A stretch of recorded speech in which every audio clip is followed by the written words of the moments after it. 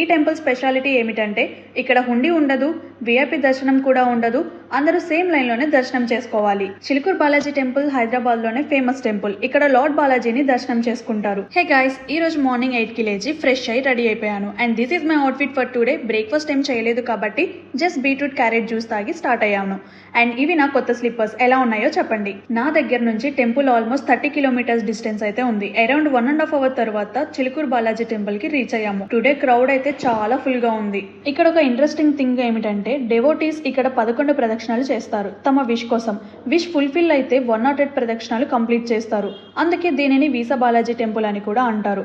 దర్శనం కంప్లీట్ అవ్వడానికి almost 1.5 hour పట్టింది.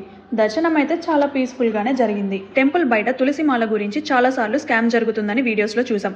మాకు కూడా ఎంత వద్దు అని చెప్తున్నా తీసుకోండి మేడం తర్వాత రిటర్న్ ఇవ్వండి అని చెప్పారు, ఇన్ కేస్ దేవుడి దగ్గరికి చేరకపోతే. కానీ ఇన్సైడ్ టెంపుల్ కి వెళ్ళాక ఆ మాల దేవుడి దగ్గరికి కూడా వెళ్ళలేదు, ఒక గంపలోనే వేసేశారు. సో మీరు వచ్చినప్పుడు బీ కేర్ఫుల్ గా ఉండండి గైస్. దర్శనం తర్వాత బయటకు వచ్చి ప్రసాదం తీసుకున్నాం, లడ్డూస్ అండ్ పులిహోర. నాకు మ్యాంగో పీసెస్ అంటే చాలా ఇష్టం కాబట్టి అవి కూడా తీసుకున్నాను.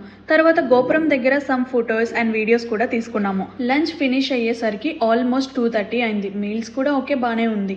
నెక్స్ట్ ఇక్కడ నుంచి మేము అమ్మపల్లి టెంపుల్ కి వెళ్ళిపోతున్నాము. అది నేను సెకండ్ పార్ట్ వీడియోలో అప్లోడ్ చేస్తాను.